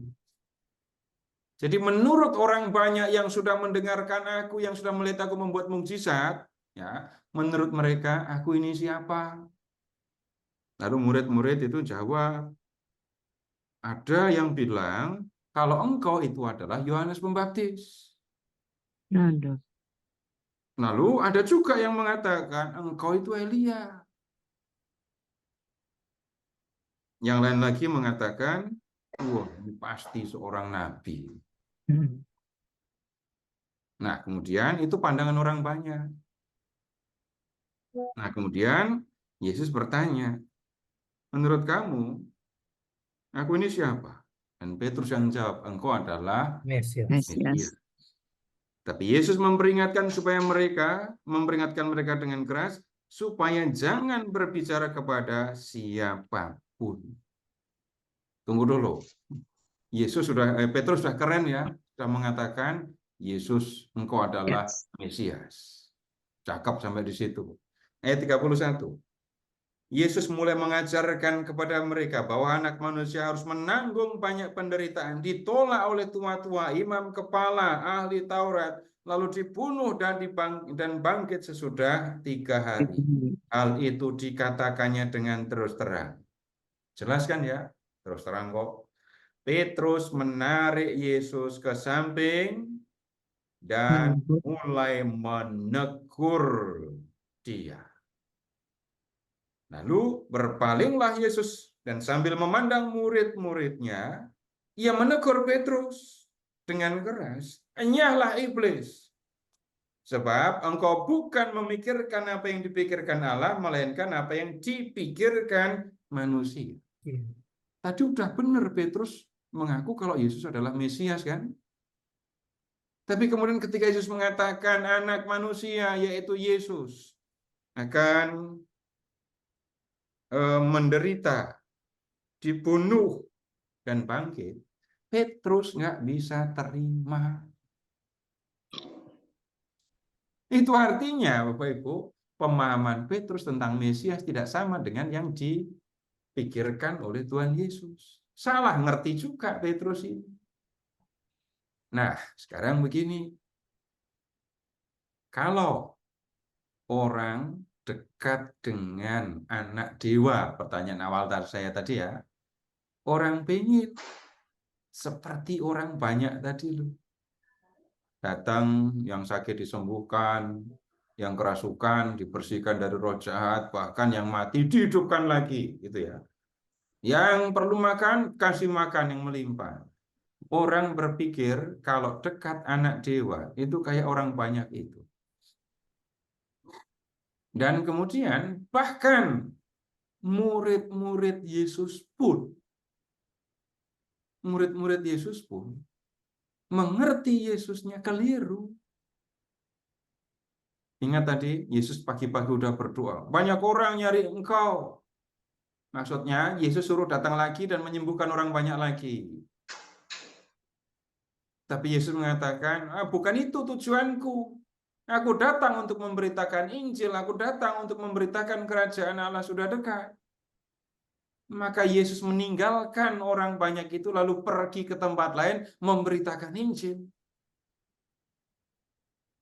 Bukan hanya orang banyak, para rasul pun salah mengerti Yesus dan mereka berpikir Yesus sebagai Mesias itu yang memenuhi semua kebutuhan manusia. Jadi kalau mengingat latar belakang penulisan Injil ini, ya orang-orang Yahudi, orang-orang Yunani Romawi yang beranggapan Yesus itu anak Allah, Petrus dalam hal ini, sebagaimana terungkap di dalam Injil Markus, mau menunjukkan Yesus memang anak Allah, Yesus memang penyelamat, tetapi tidak seperti yang kalian pikirkan. Orang-orang yang diyakini sebagai anak dewa itu datang ke dunia untuk memenuhi keinginan manusia. Menyembuhkan, memberi kesejahteraan, dan seterusnya. Tapi Yesus datang ke dunia bukan untuk tujuan itu. Markus, kalau begitu, melalui Injilnya, mau menunjukkan jati diri Yesus sebagai Mesias, tidak seperti yang mereka pikirkan. Yesus buat mukjizat bisa. Yang paling dahsyat membangkitkan orang mati pun bisa. Angin ribut dibentak oleh Yesus, reda. Tetapi Yesus datang bukan untuk menunjukkan kekuasaannya, untuk memenuhi keinginan semua orang akan hal-hal yang seperti itu. Yang dilakukan oleh Yesus dengan mukjizat-mukjizat itu bukan tujuan, melainkan sarana untuk memberitakan kerajaan Allah. Yang kita perlu perhatikan di sini, para pengikut Yesus salah dalam mengerti siapa Yesus. Mereka berpikir Yesus membuat mukjizat dan seterusnya, dan kalau dekat dengan Yesus, mereka berharap mendapatkan mukjizat-mukjizat itu dan dengan mudah mendapatkannya. Tetapi dalam Injil Markus ditunjukkan Yesus memang anak Allah, Yesus memang Mesias, Yesus memang punya kuasa, tetapi bukan itu tujuannya. Tujuannya adalah supaya kamu bertobat, kamu percaya kepada Yesus. Supaya kamu masuk dalam kerajaan surga. Itu yang dituju oleh Yesus. Nah, yang ini Bapak Ibu tolong dipahami dulu.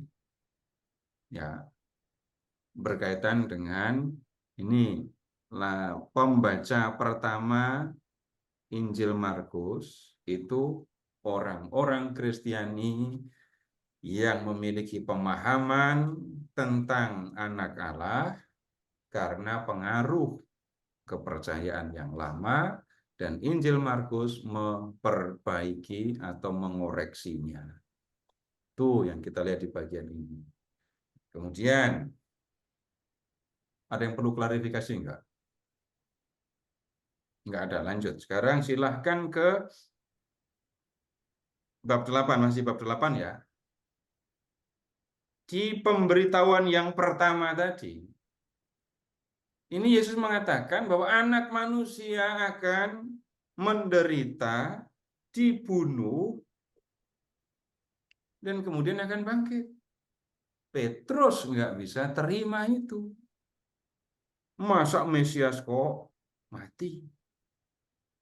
Nah, kemudian lihat ke ayat 34. Lalu Yesus memanggil orang banyak dan murid-muridnya dan berkata kepada mereka, jika seseorang mau menjadi pengikutku, ia harus menyangkal dirinya, memikul salibnya, dan mengikut aku. Kalau mau menjadi pengikut Yesus, itu orang bukan dalam posisi mengharapkan Yesus membuat mukjizat. Bukan dalam rangka memenuhi apa yang mereka inginkan, bahkan yang mereka perlukan. Kalau orang mau mengikuti Yesus, yang harus dilakukan adalah menyangkal diri, memikul salib, mengikuti dia. Karena siapa saja yang mau menyelamatkan nyawanya, ia akan kehilangan nyawanya. Tetapi siapa saja yang kehilangan nyawanya karena aku dan karena Injil, ia akan menyelamatkannya. Kemudian sekarang lihat ke bab 9 ayat 30. Murid-muridnya, Yesus dan murid-muridnya berangkat dari situ melintasi Galilea. Dan Yesus tidak mau hal itu diketahui orang. Sebab ia sedang mengajar murid-muridnya.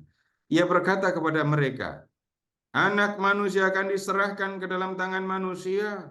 Mereka akan membunuh dia, dan 3 hari sesudah ia dibunuh, ia akan bangkit. Sudah 2 kali ya, Yesus mengatakan, mereka tidak mengerti perkataan itu, namun takut menanyakannya kepadanya.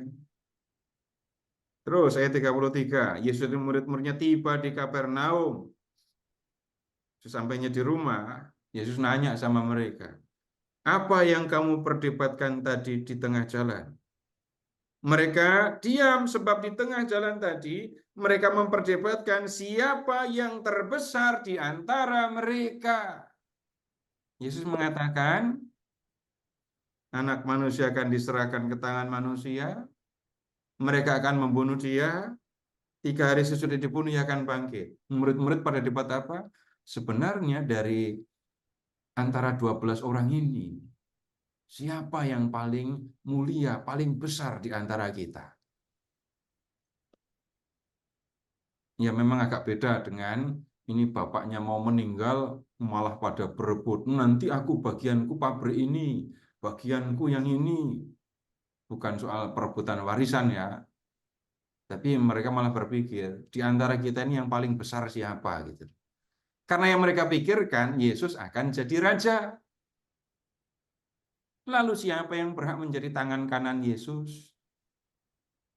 Padahal Yesus baru saja mengatakan anak manusia akan diserahkan ke dalam tangan manusia, mereka akan membunuh dia, 3 hari sesudah dibunuh, ia akan bangkit. Nggak nyambung. Kemudian sekarang bab 10, lihat ayat 32.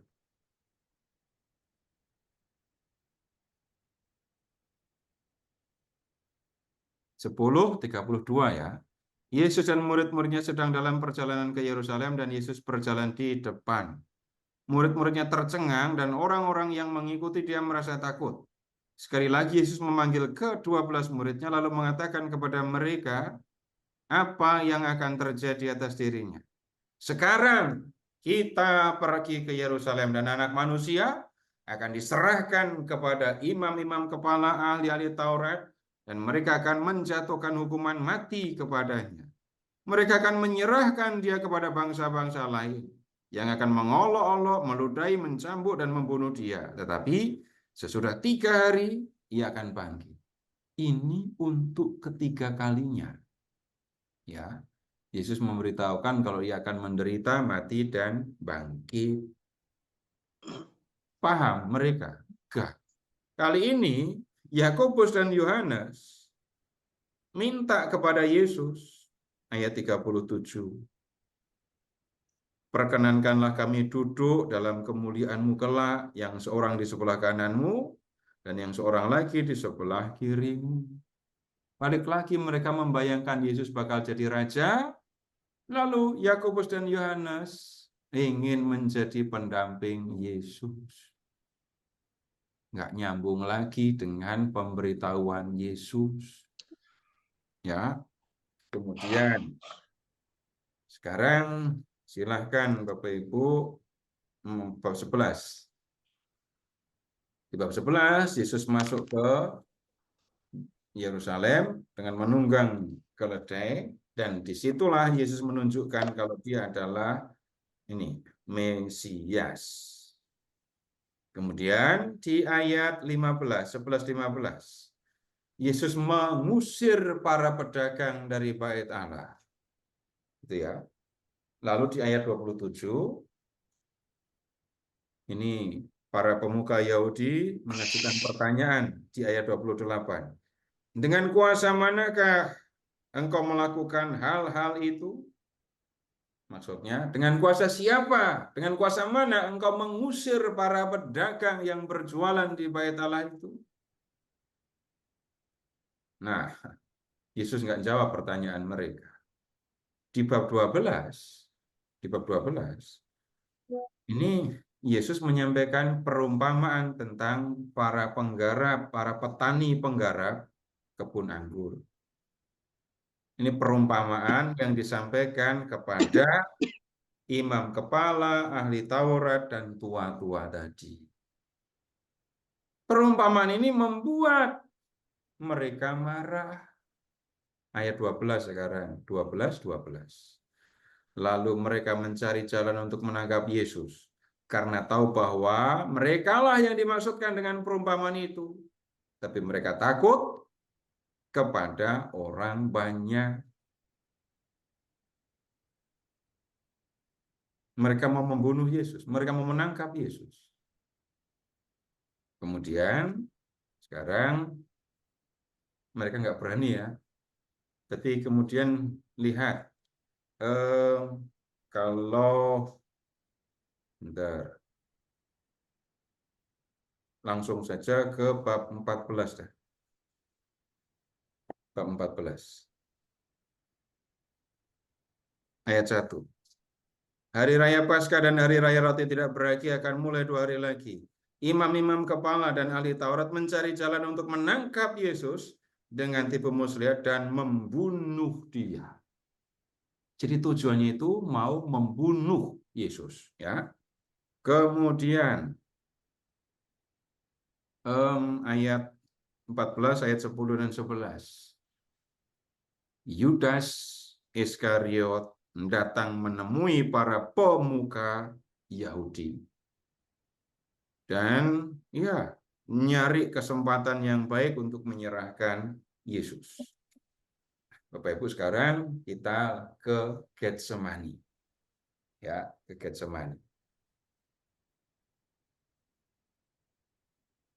14:32. Lalu sampailah Yesus dan murid-muridnya ke suatu tempat yang bernama Getsemani. Kata Yesus kepada murid-muridnya, "Duduklah di sini sementara aku berdoa." Ia membawa Petrus, Yakobus, dan Yohanes sertanya. Ia mulai merasa sangat susah dan gelisah.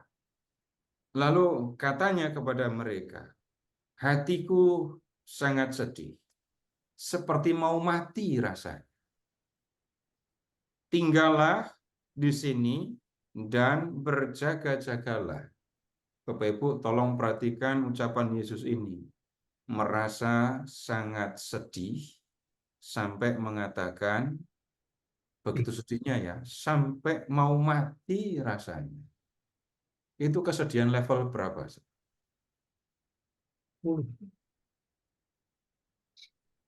Terus kemudian, dalam situasi yang seperti itu, Yesus minta 3 orang terdekatnya itu berdoa bersama dia. Tapi mereka nggak sanggup. Mata mereka nggak bisa melek, gitu ya. Kemudian, lihat doa Yesus di ayat 36. Ya Aba, ya Bapa, segala sesuatu mungkin bagimu. Ambillah cawan ini dari hadapanku. Tetapi janganlah apa yang aku kehendaki, melainkan apa yang kau kehendaki. Lalu ia kembali dan mendapati mereka sedang tidur. Ia berkata kepada Petrus, Simon, sedang tidurkah engkau? Tidak sanggupkah engkau berjaga walau 1 jam saja? Berjaga-jagalah dan berdoalah supaya kamu jangan jatuh ke dalam pencobaan. Roh memang berniat baik, tetapi tabiat manusia lemah. Lalu ia pergi lagi dan mengucapkan doa yang sama. Ketika ia kembali lagi, ia mendapati mereka sedang tidur sebab mata mereka sudah berat dan mereka tidak tahu apa yang harus mereka katakan. Untuk ketiga kalinya ia kembali dan berkata kepada mereka, masihkah kamu tidur dan beristirahat? Cukuplah. Saatnya sudah tiba Anak Manusia diserahkan ke tangan orang-orang berdosa. Bangunlah, marilah kita pergi. Dia yang menyerahkan aku sudah dekat. Bapak Ibu, kalau di Injil yang lain, ya Yohanes itu jelas. Bukankah aku harus minum cawan yang disediakan Bapa bagiku? Nah, Bapak Ibu nanti yang ini tolong cari ya, ada nggak kalimat seperti itu? Atau kalau di Injil Lukas, ya kita menemukan mukjizat yang Yesus menyembuhkan telinga orang yang diputus oleh Petrus itu. Jadi Yesus menjelang kematian ketika berdoa, Bapak Ibu lihat, Yesus merasa sendirian kan ya? Murid-muridnya, bahkan orang terdekatnya itu nggak ngerti apa yang sedang terjadi dengan Yesus. Sehingga seolah-olah mereka membiarkan Yesus menghadapi semuanya sendirian. Kemudian ayat 43, ini Yudas dan orang-orang yang mau menangkap Yesus datang. Waktu Yesus masih berbicara, muncullah Yudas, salah seorang dari ke-12 murid itu, dan bersama-sama dia serombongan orang yang membawa pedang dan bentung, suruhan imam-imam kepala, ahli-ahli Taurat, dan tua-tua. Orang yang menyerahkan dia telah memberitahukan suatu tanda kepada mereka. Orang yang akan aku cium, itulah dia. Tangkaplah dia dan bawalah dia dengan pengawalan ketat. Ketika sampai, segera ia mendekati Yesus dan berkata, Rabi, lalu mencium dia. Lalu mereka memegang Yesus dan menangkapnya. Salah seorang dari mereka yang ada di situ menghunus pedangnya, lalu menyerang hamba imam besar dan memotong telinganya. Kata Yesus kepada mereka, sangkamu aku ini penyamun, sehingga kamu datang lengkap dengan pedang dan pentung untuk menangkap aku? Tiap hari aku ada di tengah-tengah kamu, mengajar di bait Allah, namun kamu tidak menangkap aku. Tunggu dulu. Jadi tujuan para pemuka Yahudi itu menangkap Yesus apa sebenarnya? Balik lagi, apa kesalahan Yesus sampai mereka ditangkap dan diadili? Membunuh Yesus. Tujuannya membunuh Yesus. Kesalahan Yesus apa? Mereka itu hanya karena benci, marah karena Yesus mengusir para pedagang itu loh. Karena benci, karena marah, mereka mau membunuh Yesus. Tapi mereka bingung bagaimana cara membunuh Yesus. Maka mereka merancang pengadilan dengan saksi-saksi palsu untuk membunuh dia. Sehingga pembunuhannya menjadi pembunuhan yang resmi. Nah, kita kembali. Yesus ditangkap bukan karena melakukan kesalahan. Yesus ditangkap karena mau dibunuh. Gitu ya. Nah, lihat ayat 50 Bapak Ibu. Yang tadinya pada ngantuk, itu sekarang pada lari. Wah, itu aneh ini ya. Dari posisi ngantuk terus jadi lari itu pasti ada sesuatu yang besar itu. Setelah Yesus ditangkap, ya, ayat 46 Yesus ditangkap, Ayat 50. Semua murid itu meninggalkan dia dan melarikan diri. Lari, ya. Ada yang larinya sampai keterlaluan. Lihat ayat 51. Seorang muda yang hanya memakai sehelai kain linen untuk menutup badannya mengikuti dia. Mereka hendak menangkapnya. Tetapi ia melepaskan kain linen itu dan lari dengan telanjang. Dengerin aja, jangan dibayangin, repot nanti. Nah, kemudian Yesus di Getsemani sendirian, ya. Para murid nggak ngerti siapa Yesus. Kemudian yang berikutnya, sekarang begini, di hadapan mahkamah agama, Bapak Ibu, lihat ke ayat 55, 14-55. Imam-imam kepala dan seluruh anggota mahkamah agama mencari kesaksian melawan Yesus supaya ia dapat dihukum mati. Kesaksiannya baru dicari setelah Yesus dihadapkan ke sidang. Kesaksiannya dicari yang bisa membuat Yesus dijatuhi hukuman mati. Sayangnya mereka tidak memperoleh. Kesaksian yang mereka berikan tidak cocok satu dengan yang lain. Nah, kemudian Yesus diam saja selama sidang itu. Kemudian sekarang lihat ke ayat 61. Yesus diam saja kan, ya. Namun ia tetap diam dan tidak menjawab apa-apa. Imam besar itu bertanya lagi kepadanya. Katanya, apakah engkau Mesias, anak dari yang terpuji? Jawab Yesus, akulah dia. Jadi, aku adalah Mesias, itu kan, ya. Dan kamu akan melihat anak manusia duduk di sebelah kanan yang Maha Kuasa dan datang dengan awan-awan di langit. Ini ucapan Yesus mengaku di hadapan mahkamah agama Yahudi sebagai Mesias, anak Allah. Ini hujat. Ya. Karena itu ayat 64, mereka memutuskan Yesus dijatuhi hukuman mati. Kemudian sekarang ke ayat 66, ini peristiwa yang terus dikenangkan. Petrus menyangkal, enggak berani mengaku kalau dia murid Yesus. Kemudian sekarang lihat ke ini. Yesus yang diolok-olok itu. Ayat 15, bab 15 ya. Ayat 16. Kemudian serdadu-serdadu membawa Yesus ke halaman istana, tempat kediaman gubernur, dan memanggil seluruh pasukan berkumpul. Mereka mengenakan jubah ungu, menganyam sebuah mahkota duri dan menaruhnya di atas kepala.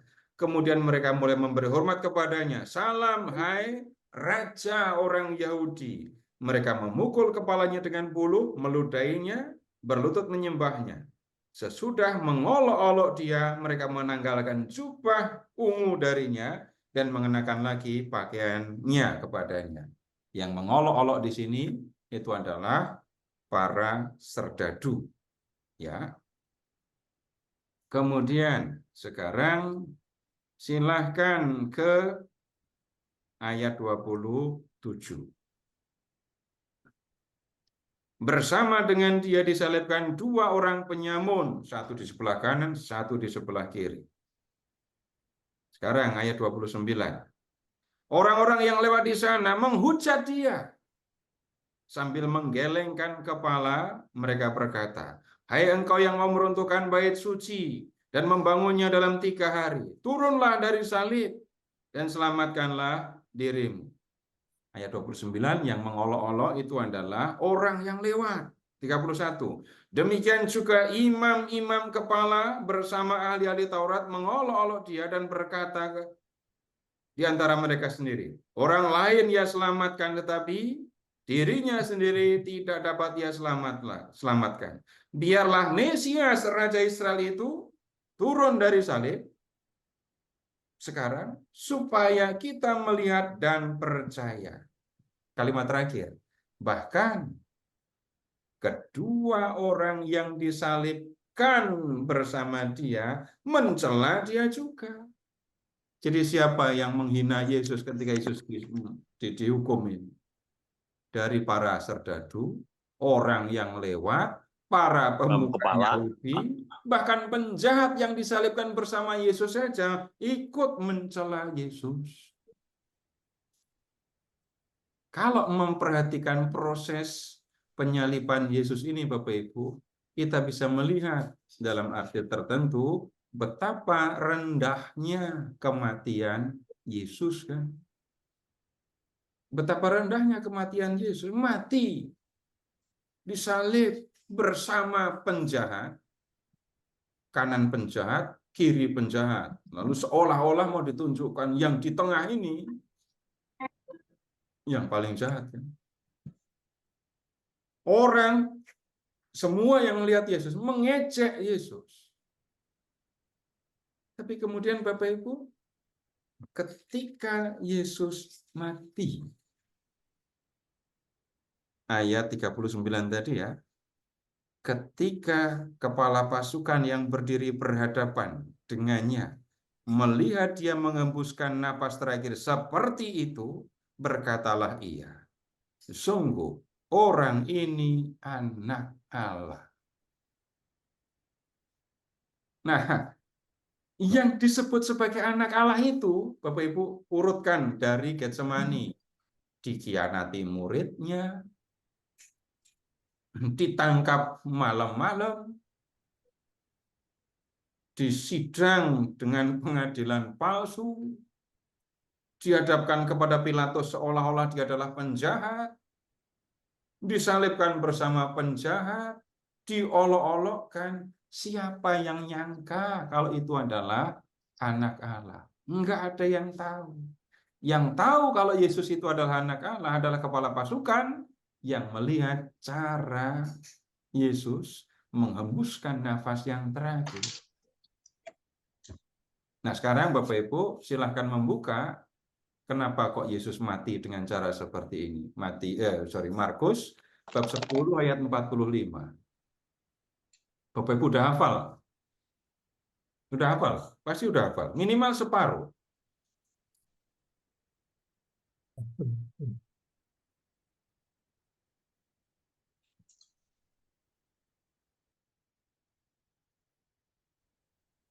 Markus 10 ayat 45.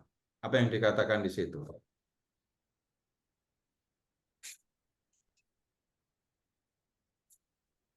Karena anak manusia datang bukan untuk dilayani, Melainkan melainkan untuk melayani dan untuk memberikan nyawanya menjadi tebusan bagi banyak orang. Ya, itu yang terjadi ketika Yesus membiarkan diri ditangkap sampai Yesus mati. Kalau orang mau tahu apa yang dikerjakan oleh Yesus sebagai anak Allah di kayu salib, ya ini, memberikan nyawanya sebagai tebusan bagi banyak orang. Yang menjadi penting bagi kita untuk memahami Yesus anak Allah, itu bukan karena Yesus membuat macam-macam mukjizat tadi ya. Tapi Yesus yang mati menjadi tebusan bagi banyak orang. Yesus yang mati untuk memberikan nyawanya supaya manusia bisa selamat. Nah, orang-orang Kristiani yang di Roma yang membaca Injil ini, kita bisa katakan seperti orang banyak di dalam Injil ini, seperti para rasul bahkan menganggap Yesus itu anak Allah dalam pengertian akan memberikan semua yang mereka perlukan untuk keperluan hidup dunia ini. Tapi yang diberikan oleh Yesus sebagai anak Allah itu adalah nyawanya sendiri. Lanjut, pemberian nyawanya itu dimaksudkan supaya manusia memperoleh hidup yang kekal. Ini ada yang dipisahin. Nah, Bapak Ibu, dari sini kita bisa melihat Markus bersama dengan Petrus, tentu saja karena sumbernya dari Petrus, itu memperhatikan umat yang dihadapinya kan ya. Lihat, umat Roma itu menganggap Yesus seperti ini. Dan kemudian mengatakan ini salah. Yang dilakukan oleh Markus memberikan pemahaman yang benar tentang Yesus sebagai anak Allah. Nah, dari sini Bapak Ibu kita bisa lihat, kita bisa belajar macam-macam. Kalau belajar dari ini Markus, belajar dari Markus itu ya. Kalau Markus itu menulis Injil berdasarkan ajaran Petrus, ini contoh yang sangat jelas Bapak Ibu untuk kita. Mendengarkan, belajar. Mendengarkan dan belajar. Setelah mendengarkan, belajar, lalu Markus mengisahkannya, menceritakannya, membuat orang bisa mengerti. Kemudian, kalau belajar dari Markus ya, Bapak Ibu, pada umumnya kalau kita membaca ini tokoh-tokoh yang ada di dalam Perjanjian Baru, itu rata-rata mereka semuanya itu orang belajar, orang yang mau belajar. Mulai dari Yesus, orang yang belajar. Paulus kurang apa belajarnya? Para rasul jelas belajar dari Yesus.